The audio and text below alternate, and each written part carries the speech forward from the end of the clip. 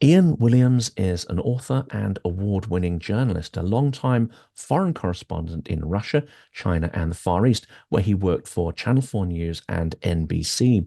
He is the author of Fire of the Dragon, China's New Cold War, and Every Breath You Take, China's New Tyranny, a study of China's surveillance state.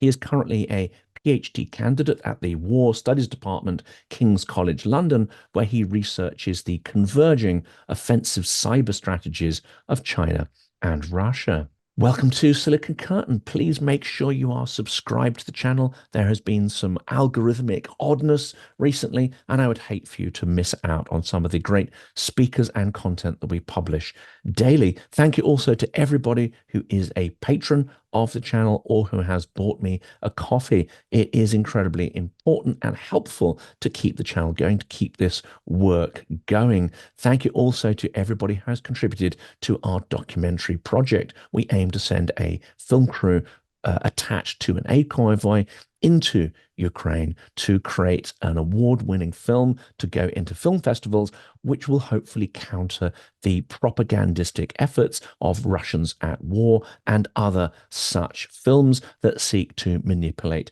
and subvert impressions of the war and Russia's role in it. Well, without further ado, we are going to talk about China, we're going to talk about Russia, and we're going to talk about the impact of the US election on both. And of course, tangentially, we will need to mention Ukraine as well.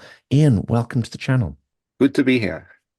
Well, you've written almost immediately after the result that unpredictably, start that again. You've written immediately after the election result that unpredictability is possibly Trump's main diplomatic asset. And in that sense, it is a stark contrast, isn't it, to the crushing predictability of national security policy led by Jake Sullivan. But could we unpack that and how this unpredictability may affect US relations with allies, but also adversaries like China and Russia? Well, I think with China, I sometimes look at Beijing and think, who did they really want to win? And I'm not sure that they knew themselves because, yes, Biden was predictable and Harris would no doubt have continued the sort of policies that we saw Biden pursuing. Um, with Trump, they don't really know what they're going to get. Trump one, of course, began with a lot of praise for Xi and a lot of praise for autocrats in general. But Trump changed the conversation on China. He was the first to impose tariffs to begin a trade war in response, I might add, to a lot of the actions that China has been taking over a number of years. And Biden very much continued that. But it's hard to know where we'll go from here because Trump is so unpredictable. If he does manage to, if there is a rift with allies, if he does undermine alliances and friendships, that must be a plus for China. And already I can see that in terms of the thinking for the future in Beijing, there'll be a sense of portraying themselves as globalists, as being very rational, as being pro free trade, none of which is really can be held up to serious examination because China is a thoroughly mercantilist state. But I think that as they start to look at Trump and the way he's assembling his administration, yes, there are personalities who they will be worried by, others who they will be pleased with, such as Elon Musk. But it will be very difficult, I think, for them to know at this point how that's going to pan out in practice. And this is a fascinating point, isn't it? The differences, the fundamental differences between Russia and China. We see them both as authoritarian states, both as adversaries. And for many, that is where the analysis ends. But the fundamental business models are very different. China makes stuff. China adds value to raw materials. So whereas, and it doesn't have that many raw materials of its own. So part of its policy surely is to seek those raw materials, to create alliances and routes to get the raw material that it turns into value-added goods. That is a very different business model to Russia's, which is basically to dig stuff out of the ground and then get it to market, but to ensure your markets buy your stuff, not necessarily because it's the most competitive or because it's the best quality. Well, it's commodity, so there's no factor there. You have to make sure that in some way you have relationships or even coercive control over your markets to ensure you buy their stuff. So fundamentally, we're talking about two incredibly different states, even though they both have given rise to authoritarian and possibly highly bureaucratic regimes. Yeah, very, very different, but in some ways quite complementary. Because as you point out, Russia is resource led. It's got a lot of stuff that you dig out of the ground, whether that's oil or gas or other minerals. And of course, the Chinese economy is in desperate need of these, and has taken considerable advantage of the Ukraine war to strike some very advantageous deals for Russian raw materials and other resources. I think there's also a broader point here, which is that Russia has never really been part of the international economic system in the way that China has. It's never really felt it's had a stake in it. There's always been a festering Russian resentment and anger, and you could interpret a lot of Russian policy as efforts to, whether it's in the cyber sphere or elsewhere, to undermine an international system it feels it hasn't got a stake in and which it is fundamentally hostile to. Whereas China has chosen to be part of that system, at least in the early days, Deng Xiaoping, reform and opening. You can debate at length about the meaning of that, indeed, whether it is particularly meaningful, and whether it's not now been rather undermined by the actions of Xi Jinping. But nevertheless, China's priority was modernization of the economy, of its military, and the best way of doing that was to work within the existing international order and to use it and exploit it to its own, for its own purposes. Whether that was through large-scale cyber espionage, the forced transfer of technology, holding the door open selectively to companies it needed. But certainly the approach has been very different, although more recently, China has become more overtly hostile to an international system, even though it is fundamentally part of that system. It too would like to see it reordered in a way that allows it and Russia and others to play a larger role. So yes, they do come from very different positions and very different views on the world, but those views are increasingly converging, I think. And I was going to ask this later, but it seems like now is a good opportunity. Belt and Road is something we've perhaps looked at over the decades as a positive addition to global infrastructure. With China becoming more hostile, perhaps in intent and actions, is it possible to actually look at this as rather a scary prospect? The creation of a shadow distribution network for goods that is possibly more expensive, but at least it creates some form of economic security for China, that it's no longer dependent on the rules-based order of maritime trade, which essentially has been a sort of post-war Western dominated concept. How should we look at sort of Belt and Road and indeed the emergence of a kind of grey economy of which Russia's grey fleet is perhaps the sort of clearest indication, a sort of almost shadow system that is designed to first be in competition with the Western system and then eventually possibly to replace it. Yeah, it's interesting that the number of things that are going on at the moment internationally. We saw recently the meeting of the group that's been given the acronym BRICS, Brazil, India, China, South Africa, Russia, not necessarily in that order, but and the efforts there to try and develop an alternative system of exchange and to get around the dollar economy. The problem is that the groupings like that and other groupings internationally, they're not all happy with the dollar economy, with the dollar being the dominant currency of international trade. But it's hard to see what can easily replace it. And you have in China, a country which has its ambitions to create a digital yuan, a digital version of its own currency, to have its own currency play a bigger part in international trade. But many of the countries worldwide don't want to simply see the US replaced by China because China, the way it has developed, is becoming as colonial a power as the old colonial powers ever were in terms of the way it tends to treat so-called partners in the Belt and Road Initiative. The Belt and Road Initiative it's a clunky thing. It's an amorphous thing. It's sometimes difficult to get a handle on what it is.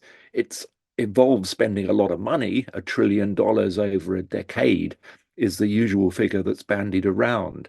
But I would see it more as this umbrella term under which China groups just about everything it does internationally.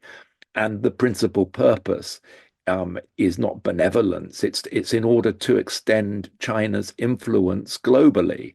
And we've seen quite a considerable pushback against it recently because countries have run up quite considerable debts to China, and China is a fairly unforgivable creditor.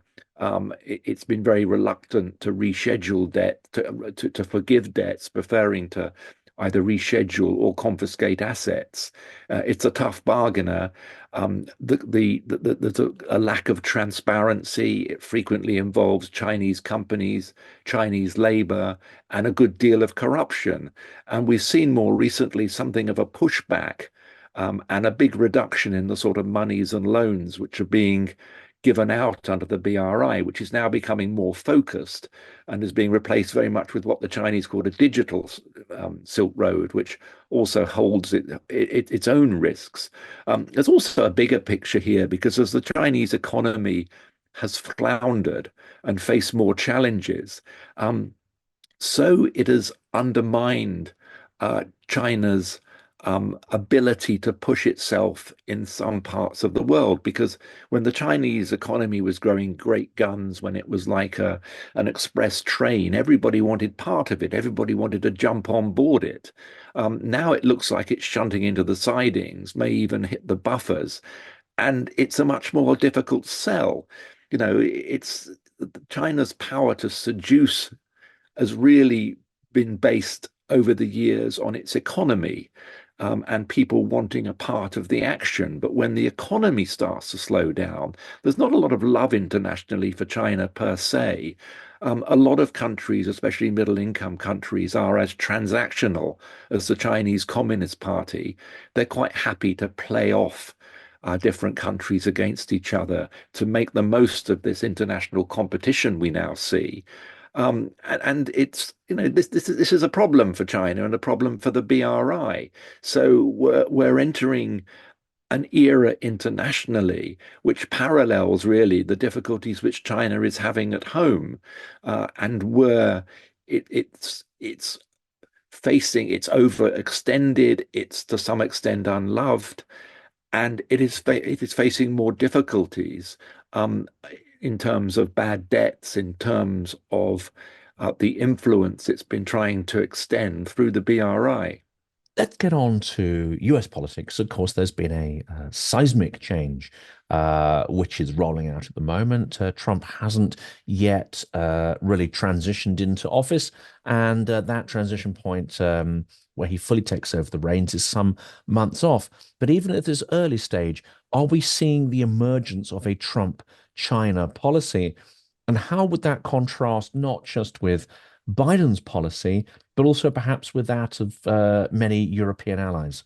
It's a tough one because Trump is so transactional. Trump is unpredictable. It's hard to know how this will play out in his second term. We've seen amongst some of his earliest appointments, whether it's Marco Rubio as Secretary of State, Mike Waltz as National Security Advisor. These are China hawks. These are people who don't trust China, regard China as an existential threat, and want more pressure put on Beijing, whether it's through higher tariffs, um, more restrictions on technology transfers, a more robust security stance in support of Taiwan, for instance. But not all those positions are necessarily shared by Trump, who can veer quite sharply from one position to another. For instance, during his first term, he was preparing sanctions against ZTE, which is a huge Chinese telecoms company, and then had a call from Xi asking him to refrain and hinting there was a deal to be done. And so he decided not to sanction them. And then he was going to ban TikTok, the Chinese social media network. And during the campaign, he backed away from that as well and suggested he wasn't going to ban TikTok. So it's, part of his campaign was 60% tariffs on Chinese imports. Um, will that happen? I'm not sure. He's certainly assembled this group of China hawks, which will certainly be causing some stress in Beijing. Um, but how it will play out in practice is more difficult. And of course, you have also Elon Musk in the mix, a man who's is highly dependent for his own business on his links with China. He's accepted multiple favors. Um, Multiple praise has been lavished on him by the Chinese Communist Party, who were extremely keen to get Tesla to China as a way of galvanizing their own supply chains and helping to develop their own EV technology, which of course has worked extremely well because China's EV companies are now challenging Tesla. So in a sense, this creature he helped create is now competing quite strongly with his company. But he's got very, very deep roots, a deep dependence on China. He's a very conflicted character in that sense in this new administration. Clearly, China will regard his presence at Trump's elbow as a big positive. And in contrast with many of the hawks that Trump surrounded himself with, Musk has rarely muttered a word of criticism of China. His free speech absolutism tends to stop at the Chinese border. He's echoed not only that, but he's echoed Chinese talking points, whether it's on Xinjiang, on AI, where where he's claimed China's a responsible player, whether it's on Taiwan, which he's characterized as part of China. So it's hard to know how the influence of Musk is going to pan out when it seems to be so different from that of many of the others who are being assembled around Trump. But Rubio, for instance, has been extremely strong on human rights issues, from Hong Kong to Taiwan to Xinjiang, and these would seem to be almost incompatible positions. I guess you could say, yes, Trump's transactional, Musk is transactional. He will veer from one policy instance to another. He'll be looking for a deal along the way. Whether that can ever be meaningful when you're dealing with China, I'm not sure. Um, but it's hard to know what's going to emerge from this in the sense of a coherent China policy. And I find this mention of Musk absolutely interesting because, of course, you have the dependence on China for many areas there, whether it be materials, batteries, components, and so on. But this phrase that the so-called freedom of speech, libertarianism ends at the China border. Could you apply that actually right across the tech community, the sort of tech bros, as they've been called, and the rise of them, and their real dependence being on algorithms, not traditional values of freedom? Because it seems that those same ideas apply to China, Russia, and any other authoritarian state. They're quite happy to sort of buckle down under these regimes. Mostly, there are a few exceptions, of course. Google pulled out of Russia quite a long time back. But generally, they seem to be able to abandon their values in the pursuit of being able to operate in these markets. Is that a fair assessment? I think it is. I think a lot of boardrooms are reassessing their relationship with China, um, out of brutal realism. because they are worried about their supply chains, they are worried about geopolitics, and the language of the boardrooms has changed from one of finding the cheapest and most efficient place to produce your goods to one of finding the most resilient. And that is code for not China, for finding somewhere else. Yeah, maybe you'll keep a factory in China, but you want to hedge your bets a little bit. Um, Corporate entities have traditionally not been particularly concerned about human rights. I think for many decades, boardrooms were bewitched by this idea of the China market, selling whatever widget you were hawking to 1.4 billion people it seemed to suspend a lot of rational business decisions and the sort of decisions or the sort of way that you would look at other markets seemed to go out of the window when it came to dealing with China, to the point where a lot of companies were prepared to accept almost any indignity. There's never been a level playing field in China, but they were prepared to accept indignities from forced handover of technology as part of the price for entry to the market, to having their technology stolen quite systematically, to facing prejudicial policies, whether that's on tax or market access or competition within China. They put up with almost anything for the share of this sort of mythical market. And I think technology companies have been particularly uh, culpable in this sense because the technology they hawk, the influence they have, has been very important for China in building its surveillance state. And so the complicity of a lot of technology companies, I think, is far worse than more general manufacturers that have relocated to China over the years. I see with Elon Musk a parallel with what happened with Apple, because when Apple first started setting up in China, what, 2010, 2011, they received lavish subsidies and help from the authorities, right down to the subsidized manufacturing, subsidized factories, the recruitment of staff.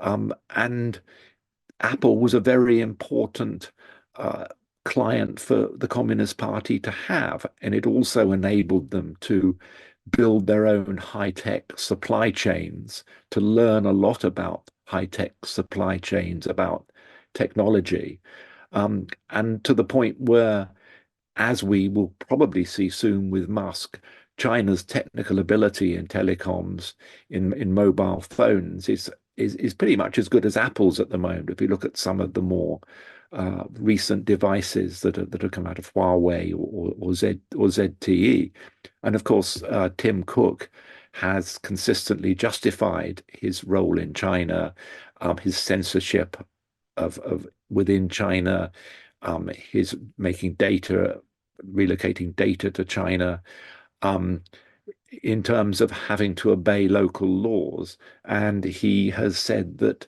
it is better to be there to engage and to influence, rather than to turn your back. And this is an age-old justification for working in China, that if we engage, we will help improve things. That if we engage, it will help lift living standards, it will help liberalization, it will help reform. And of course, none of this has turned out to be the case. Under Xi Jinping, China's gone the other way. It's become more authoritarian, it's become a more difficult place to do business. It's become more hostile generally to foreigners. And so this notion that somehow engagement with China is going to be a win-win in terms of China will become more democratic and more open. I think it was always a bit of a hard sell, and it became increasingly self-serving for companies operating in China, to the point that I think very few of them now use that. Although Tim Cook at Apple is an exception. I mean, he's described his company's, I think, symbiotic link with China, which is also is a way that we see Musk at the moment. But Apple faces challenges. They are looking to relocate part of their production to Vietnam, to India, but they are so beholden to China that it's not something which is easy. Um, Also, the CCP, the Chinese Communist Party, is a very vindictive organization. So you're seeing in boardrooms an agreement that they need to lessen their dependence on China, but a reluctance to say very much publicly. It's amazing the number of business leaders you'll meet who'll tell you how that they really do need to lessen their dependence on China, how difficult things are coming, but very few will say that publicly because they're afraid of the potential retribution. It's also interesting that you will find very few companies now who are sending executives regularly to China and to Hong Kong, interestingly as well, who most of them now will send their executives in with burner phones and throwaway laptops. It's become standard practice because you simply cannot rely on a piece of tech which has been exposed to Chinese surveillance. But again, this is not something which many of them will say publicly. But I do think there has been this sea change in a lot of boardrooms that they have now opened their eyes to the reality of doing business with Xi Jinping's China, the difficulties they face, and the need for a smarter China policy and a smarter supply chain policy. But very few of them will say that publicly out of fear of retribution. And of course, China's far more integrated, I think, as you said, into the world system, far more integrated into supply chains of individual companies, far more high-tech products. Is China also a force when it comes to research and development, or is it a still net consumer of innovation that happens in the West? It's trying to be.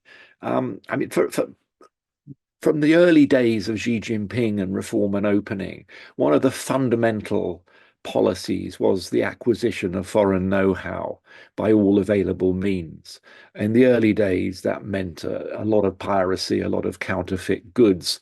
That evolved into a more sophisticated collection system, which has based on, if not forced handover of technology, well, in many cases, the voluntary handover of technology, but also a vast cyber espionage machine, an enormous, on an absolutely enormous and systematic scale, quite methodical in terms of the sectors that they will go after. You can normally identify those sectors merely by looking at 5-year plans or Made in China 2025, which was a blueprint for all the technologies China wanted to open to lead the world in. And in fact, a lot of cybersecurity specialists will look at that in order to identify the companies that are most at risk, because there is quite a system in China for methodically going after companies which have the technology which China most needs. But what is happening, what the Communist Party is trying to do, what Xi Jinping wants to do, is shift the country to what he calls high quality development. And central to that is creating a system of homegrown innovation, self-sustaining homegrown innovation. So they're not what they call re-innovating, which I think is a polite way of saying sort of stealing and then reverse engineering and coming up with your own version of something you've acquired internationally. But to achieve that is very, very difficult. And arguably the trade war, the technology war that's been unleashed with the West, with America in particular, has come a little bit early for China because they're not quite ready or they're not quite in a position for this sort of self-sustaining innovation economy.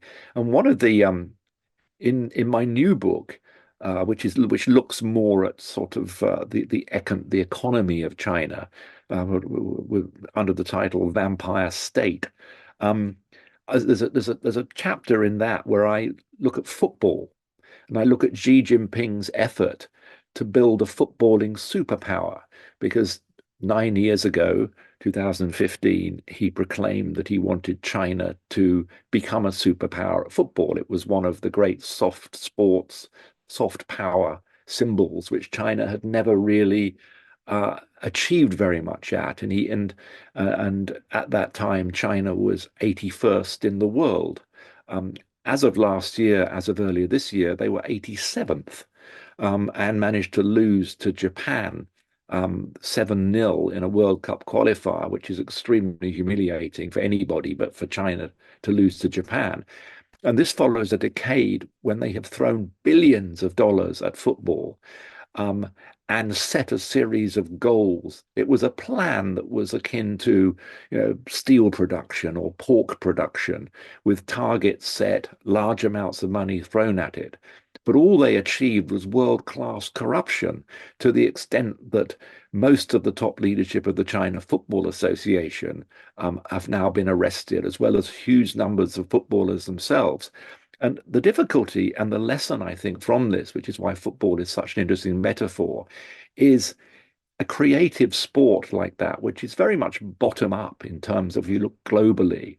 It's a very difficult thing to create top down through diktat and wads of money. Sure, you can create Olympic athletes that way. You can win gold medals in sports like weightlifting or diving, or which rely on rote learning, where they take kids very early on and send them to specialist schools, and that it's a very different creature when it comes to football, which is a team sport and is more creative. And I see that as an analogy to innovation, because China's spending a lot of money on science and technology, on shiny new facilities. It's become a mantra for the party now that they need to innovate, that they need to become world class in the technologies of the future. But the mechanism they've chosen to do that, again, is wads of money and diktat. And one of the side effects of this has been vast academic fraud, for instance. Um, and it's again contrary to the way a lot of people would understand innovation. Innovation requires critical thinking. It requires giving more space and freedom to researchers, which simply isn't in the DNA of the Chinese Communist Party, which increasingly under Xi Jinping wants to be in every boardroom, in every classroom, in every laboratory. And it's hard to see that this is a winning formula for creating that innovation, high quality economy of the future. I think that most Chinese economists would agree that the current Chinese model of growth that's given them these decades of heady levels of growth is simply not sustainable anymore. It was reliant on property, on investment in massive infrastructure projects which aren't giving the returns, and on cheap exports. And on all three fronts, it's the property market is in meltdown. They're not getting the return on infrastructure spending, and the world is much more wary of cheap Chinese exports, because of the massive subsidies that are being thrown, particularly at the renewable sector at the moment. So it's a much more difficult strategy to follow. And economists, even Chinese economists, argue that yes, you need this innovation economy, you need a self-sustaining economy, you need more consumption in China because the economy is too reliant on this heavy investment. But all of this require giving private companies, giving the market, giving individuals more room. And that is contrary to everything Xi Jinping stands for, which is security, control, the iron hand of the party, which leads me, and I mean, to say in this latest book, to conclude that I can't see meaningful economic reform working as long as Xi Jinping is in charge in China, because simply the priorities he has uh, will not produce that sort of effect on the economy. Um, and I think even Chinese economists, as I say, recognize this. But there is an element in China. A lot of admirers of the Chinese system have often said its advantage is it's a technocratic system, that they don't have these things called elections every 5 years, so they don't need to be worried about short-termism. They can plan for the long term. They can put the most skilled people in charge. But the difficulty for this, and I discovered this when I was in Singapore researching the new book, because of course that is regarded as a more technocratic state. And people said to me there, who understood China, it doesn't matter the quality of your civil servants or your technocrats. You have to have a leadership that's willing to take that advice. And you have to have technocrats who aren't too scared to give the leader advice they might not agree with. And the problem with a dictatorship, particularly one uh, which is increasingly authoritarian, as we're seeing in China, is that there's a tendency to give the emperor what he wants to hear, and the and a rejection of arguments or advice which do not conform with the leader's sense of of where the place is going. So, for all those reasons, it's a very challenging time, I think, for China. And if anything, the economic problems the country's facing are if anything, been underestimated. And there are, of course, similar and other reasons why innovation and tech projects in Russia have failed, such as the business park at Skolkovo and other such ventures. But it seems there are some interesting ingredients required for innovation economy. And even if you have those ingredients in place, it's a fickle thing. It doesn't always kind of take root. But it seems to me that you need to be able to enable incentives. That could be financial incentives for entrepreneurs if they're going to solve problems and earn a lot of money in the process of doing that. You can't then go back and take it off them, or you can't go back and actually say this money will no longer have any real, agency in the country. You can't have any political influence that goes along with that, and also things like rule of law and having a genuine desire to root out nepotism and corruption. Now, I'm not saying Western societies are great at that either, but you do have to have a genuine attempt. Is it true to say that China lacks some of these, or when it does try to tackle nepotism, it's wielded very much as a political weapon? And when it tries to diminish the power of entrepreneurs, it kills the innovation, the golden egg that they bring with them. Yeah, I mean, Deng Xiaoping supposedly once said to get rich is glorious. I'm not sure whether he ever did. There's no proof. But certainly in Xi Jinping's China, to get rich is dangerous. And you've seen the disappearance of a lot of high-profile entrepreneurs into the sort of grey, or the black prisons party's black prison system, or dethroned from the party from the companies which they created. I mean, the problem with China, I mean, it's all very well saying that we got to get corruption out of the system, but in China, very much corruption is the system, and that creates a lot of problems, and especially when it's the party investigating itself through courts controlled by the party, by the police, who are also controlled. There's no independent oversight or no independent way to exercise uh, control or regulate.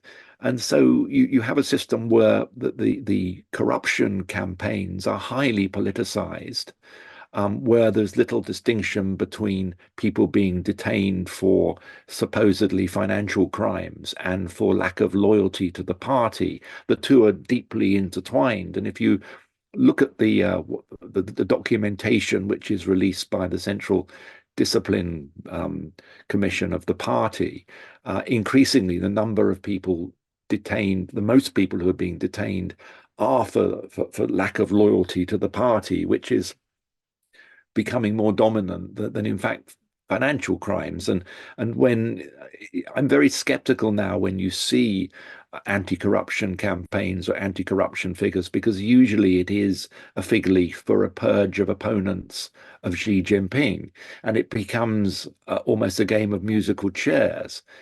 Out go the old lot, and in come your new lot, just as and until their own activities become so rapacious or their own loyalty becomes so suspect that they're required to move from their chairs. Um, and so it's an endless process, which never seems to end. And I think as long as you have a one-party state with no independent means of oversight or investigation or regulation, it is going to be part of that system, and it makes it very difficult for entrepreneurs, for businesses to function, because you don't have any legal certainty. You don't have a rule of law. You have a rule by law, as even the party calls it. You have the party as the final arbiter of which parties will thrive, which companies will thrive, which will go bust. Um, by that there are a number of laws that require Chinese companies to cooperate on intelligence and national security. In a sense, the party doesn't even need that, because the reality of party power is that you can't say no. But there is no mechanism for a Chinese company to refuse to cooperate with the CCP. Um, and this means that you don't have China has nominally private companies, but not in the sense that we would understand them in the West, because ultimately they are beholden to the Chinese Communist Party and they have to do as they're told. This is why it's so difficult when we see Chinese investment coming into strategic or sensitive sectors in the UK or elsewhere, because although that company may be listed on a stock exchange somewhere, why, as long as it remains a Chinese company, it ultimately has to do as it's told and has to cooperate when it comes to intelligence or national security, which makes it very difficult to plan a system around any government. But the new UK government is facing this dilemma at the moment. When you're in desperate need of investment, uh, can you trust a Chinese company? When ultimately they'll be beholden to the Chinese Communist Party. And even if you could say that as of this day, there is no evidence of company X, Y, and Z spying or installing backdoors, as they call it in the cybersecurity industry, in various bits of equipment. It's not so much the here and now, it's what could happen in the event of deteriorating relations, say, or conflict or sanctions that would come out of a conflict, say, around Taiwan. So all these issues make dealing with Chinese entities extremely difficult, and judgments about those entities extremely hard to make, especially, as I say, when these are in sensitive or difficult parts of the economy. And you track in your book about Russia and its sort of vampire political system, you track the trajectory of its changes economically and the extraordinary increase in material wealth and the changes that took place prior to Xi Jinping. But it's, and at some point, maybe 10 years ago or so, we could speculate as to whether that was ever going to stop. And there's this illusion of eternal growth and an inexorable movement towards freedom. You're now describing an arc or a trajectory which is now heading in the other direction. I mean, in your book, could you say how that plays out? But is it inevitable that it's going to carry on intensifying in terms of the autocratic slide? And indeed, was that trajectory back into authoritarianism? Was that actually inevitable from the Chinese standpoint? I think it certainly has been under Xi Jinping. I suppose the key question is the role or the reliance on him as a personality and him as a leader. Do we see China's descent into more authoritarian system, the surveillance state, a product of Xi Jinping and his own personal paranoia and style of leadership, or a product more of the party and the Communist Party and that leadership system? I think it's probably a combination of them both. I mean, I think that if you look at the way openness and reform have developed since, say, 1978, which is usually the date where people um, regard reforms beginning under Xi Jinping. There've been periods of relative openness, followed by periods when China's become more closed, more totalitarian. Um, and these tend to oscillate. But a lot of people have regarded this as being to do with economic conditions and other factors, but I see it more as a product of the party's own paranoia and the party's own sense of its own survival, because party survival have always been paramount. I mean, that's what motivated the original reform and opening of Xi Jinping. In 1978, China was in a terrible state. And he arguably had no choice but to start to open up to the world and reform the economy because of the trauma of the Maoist period and the horrible poverty and scars that that left. Um, and you've got now under Xi Jinping a rowing back of a lot of the, when I was in China, um, particularly 2000, in the years before Xi Jinping came to power, 2008 to 2012, should we say, was a period when the internet was beginning to uh, take hold in China. And there was a real feeling that this could hold the party to account, that the party really didn't sort of understand it fully, that this was going to usher in a different period in China. And of course, what happened was the party quickly realized that you could weaponize it for your own purposes, which was social control and surveillance. So now you have an internet which is quite very tightly controlled and neutered, and a combination of whether it's through surveillance cameras, social media, the internet, where people's activities are very, very closely monitored. It's interesting that just in these last few days, we've seen in Zhuhai the attack by vehicle. A 62-year-old mowed down people at a sports center. 35 died, scores were injured. And the way that the party approached this was initially through heavy censorship of any videos, of any news pertaining to it. Then slowly reports emerged. Once the party had got its version of events straight, it put out fairly bland description of what had happened. And now in the days that have followed, it's being rapidly scrubbed. So people are being kept away, flowers have been removed, reference to it on the internet are being erased, as if the event never happened at all. And this is a very um, this playbook is something that the party has developed over the years, and I think it's interesting because it shows a degree of control that they now have on social media and the internet. And under Xi Jinping, this has been something which he has put a lot of effort into. He regards the internet as something of a battleground, something that needs to be controlled very, very, very tightly. Um, I argue in the new book that China has reached what I call peak China. I don't think you're going to get whether this means that the economy is going to start to go in decline, or whether it just means you're going to see a China, a Japan style stagnation.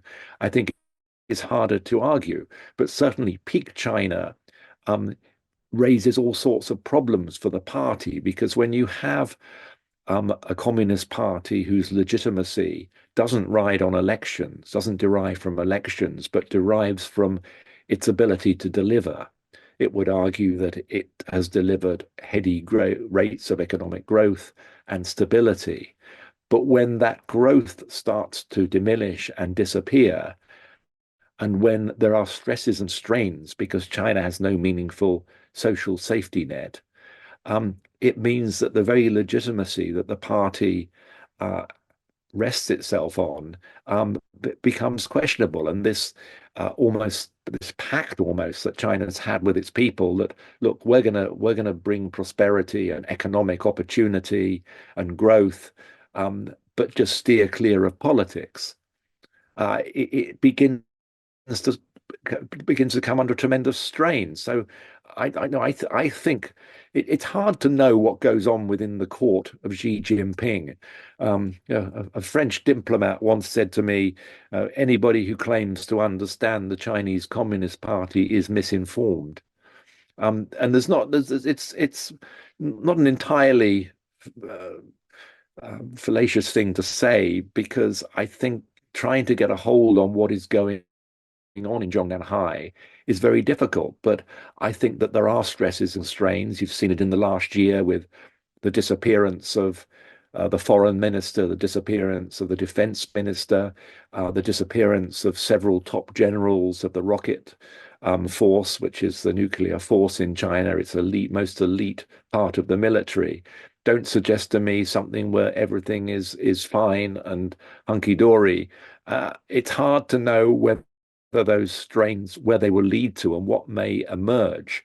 But I imagine we're going to see some very difficult times for Xi and for the party over the coming years, especially as the world is now a far less benign place for them, and far more challenging in terms of the policies that they have followed hitherto. There's some other interesting things I think that emerge from looking at some of your comments, and here's an absolutely to me fascinating commonality between uh, Russian authoritarianism or absolutism in that case, and what operates in China. And they are both absolutely allergic to humor and especially to satire. It seems that any kind of satire delivered through mass media is completely incompatible with these kind of regimes.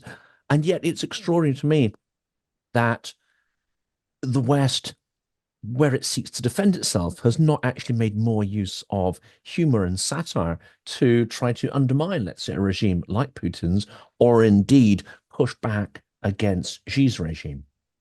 Yeah, I once interviewed Ai Weiwei, the exiled Chinese artist, and I asked him about because he uses humor a lot in his artwork.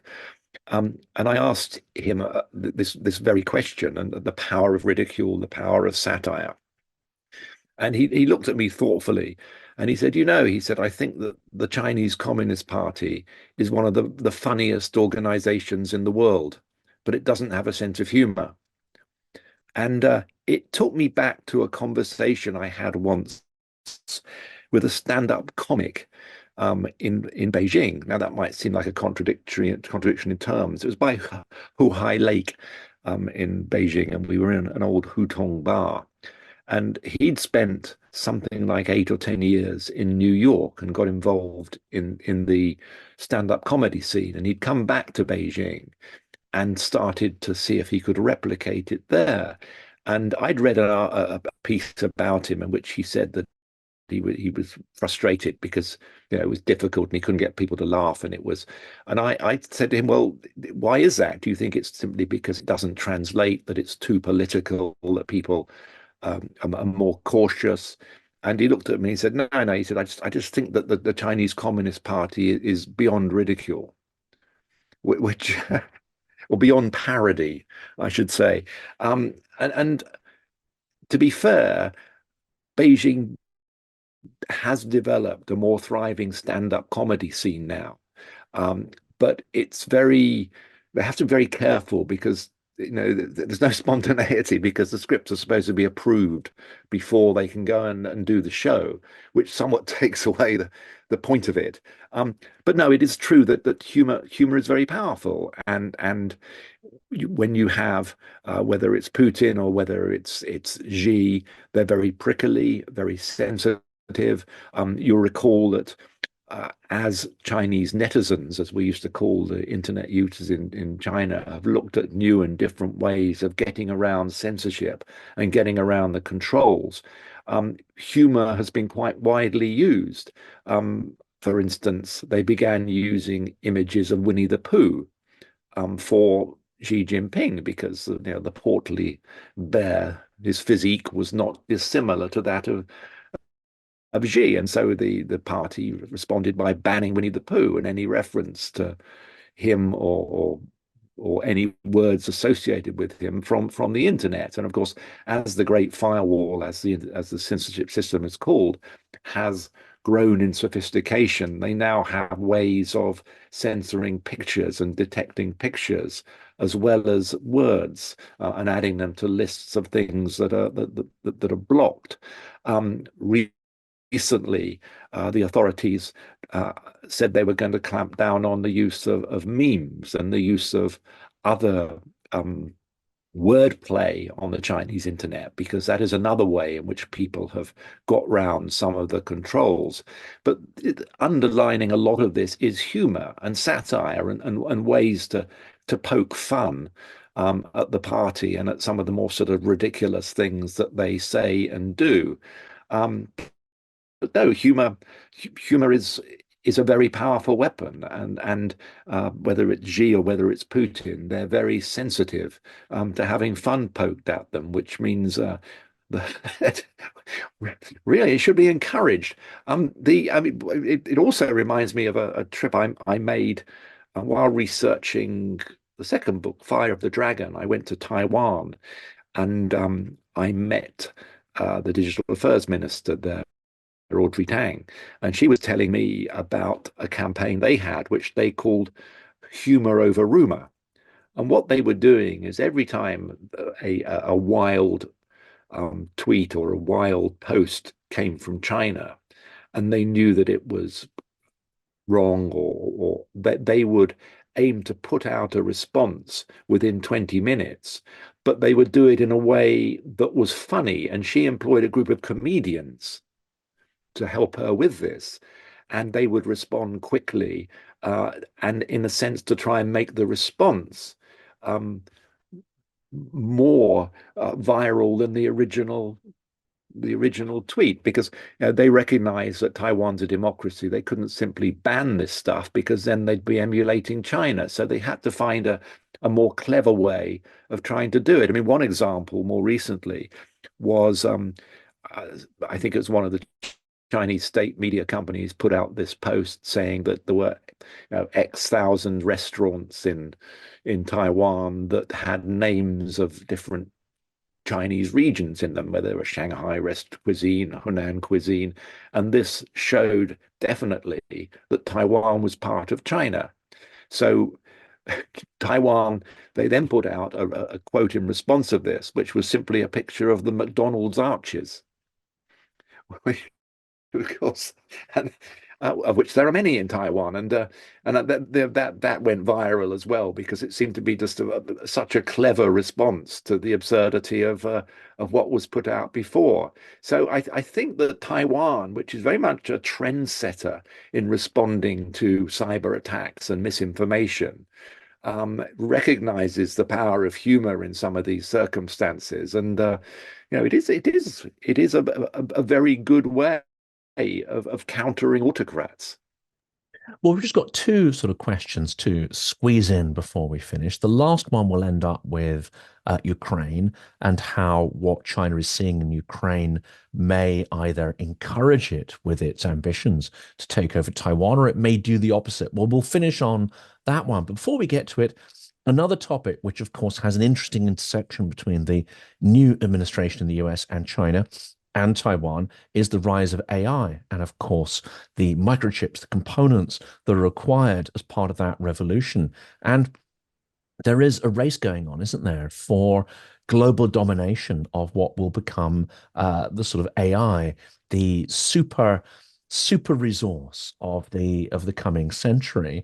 There is, of course, a fear as well that AI cuts both ways. It could add to promoting democracy, innovation, and freedom, but in a way that perhaps few other technologies have ever threatened. It could be used to bolster and indeed increase the slide towards authoritarianism, and chaos possibly as well. So what's your view on that and the intentionality of the Chinese regime to dominate AI? Well, under the regulations in China, of course, they now have to scrutinize AI algorithms, which are supposed to have socialist characteristics, um, whatever whatever that means.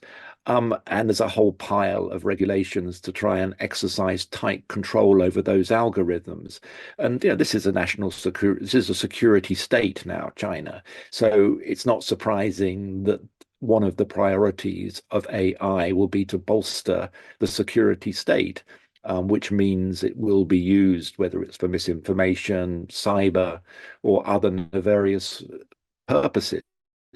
I think one of the problems China has faced, which I think is rather amusing in some respects, is in the early days, when it came to generative AI, training these algorithms, um, to make them smart, you had to train them with a vast amount of data from multiple different places. Um, and the dilemma they faced in China was, where does the censorship come in?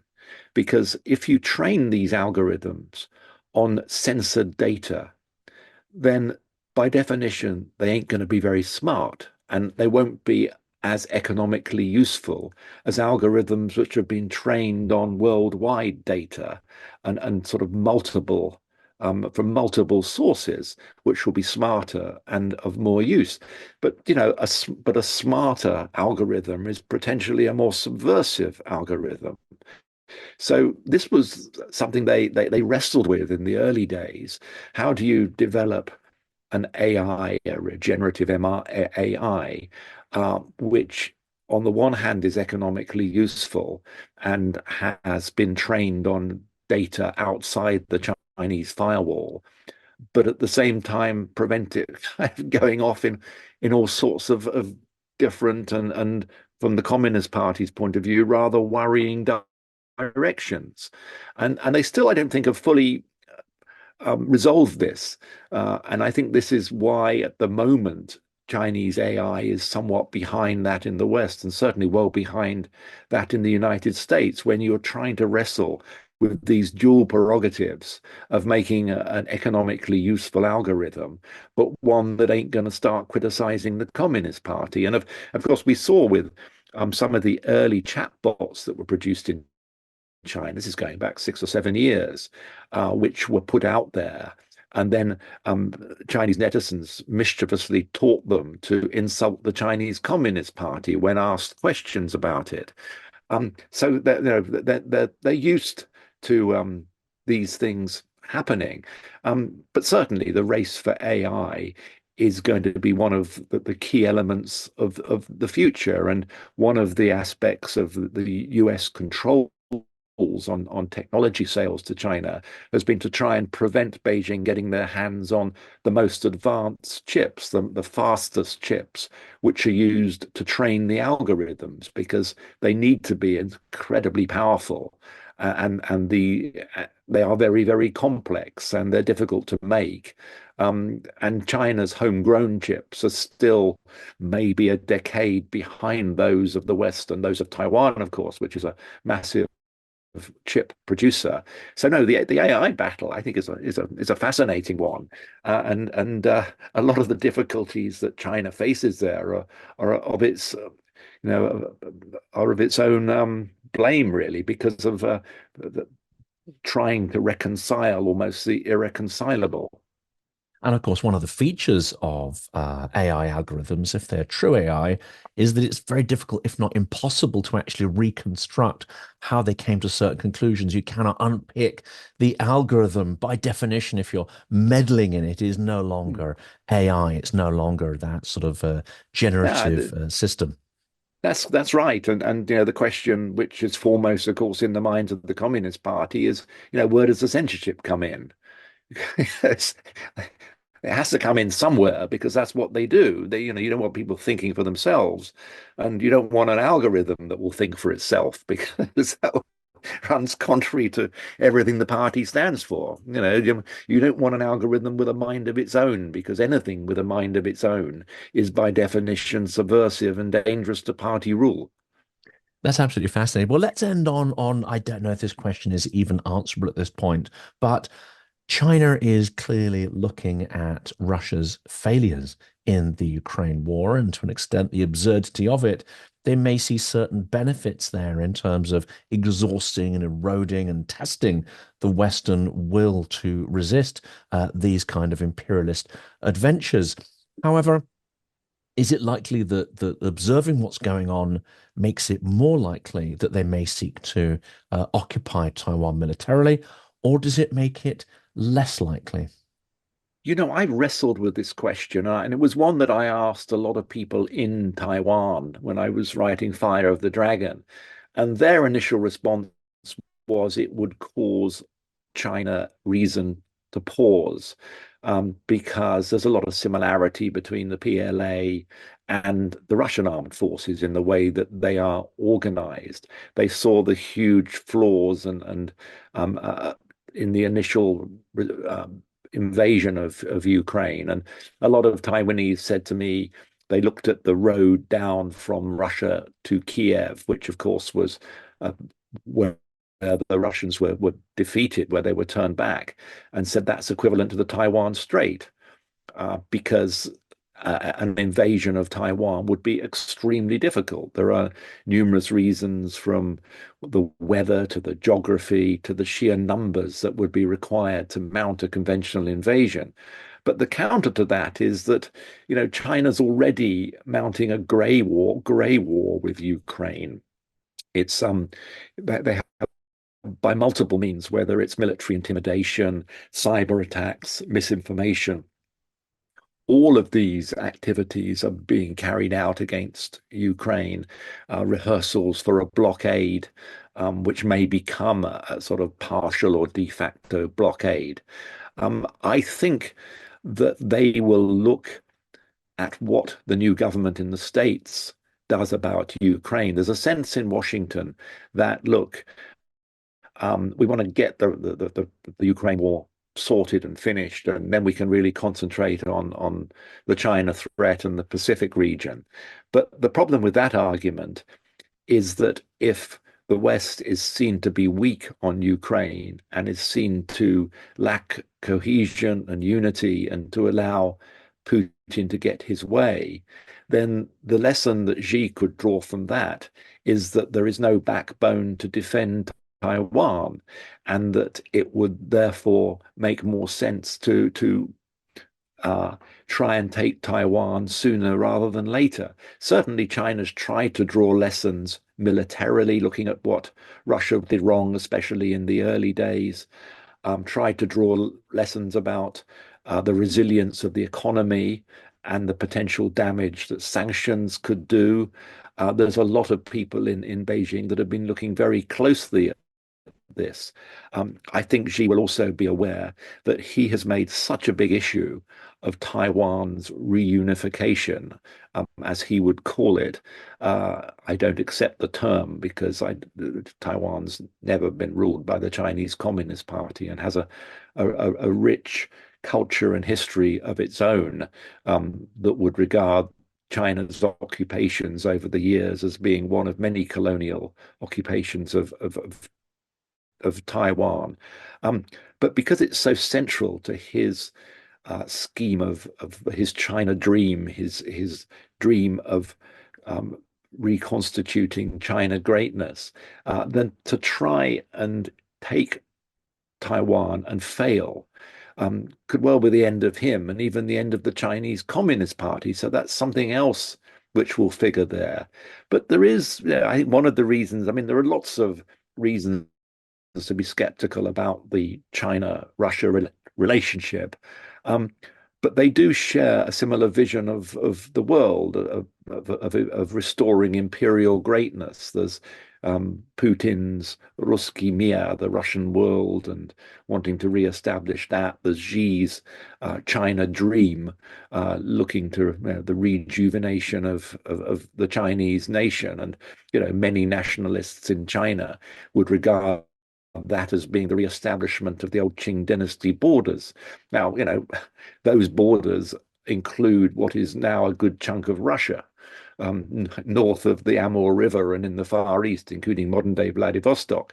So, that's that could be a little bit of a problem down the way. So those two imperial visions are somewhat conflictual. But I do think that these are dangerous times because the other factor to consider is the Chinese economy. The Chinese Communist Party now, I regard as a sort of fairly rabid nationalist party. And there is always a temptation for any party which is facing economic difficulties or other sorts of pressures to resort to chauvinism and nationalism. And that would be an easy thing to do or a very tempting thing to do. I don't think an invasion is imminent. But I do think there are multiple ways in which the tensions and the pressures around Ukraine, around Taiwan, sorry, can be stepped up in ways which could bring China into conflict with the West or with Western allies in that region, with the Philippines, for instance, where there's already been tensions over reefs in that area. And I do think that the way that the Ukraine war now plays out will have an enormous influence on Xi's thinking towards Taiwan. That's absolutely fascinating. And as these things unfold, I'm sure we'll have the opportunity to unpack developments that are ongoing and then put them in the context of deep history and events of the last couple of decades in China, given your experience of reporting from that region and writing about it. We will put descriptions of your books into the video so that people can check those out and get those books if they've been encouraged to do so by the fantastic stuff that we've heard in this interview. For now, though, it's been a great pleasure and honor speaking to you. Thank you so much. Thank you, Jonathan. It's been a pleasure.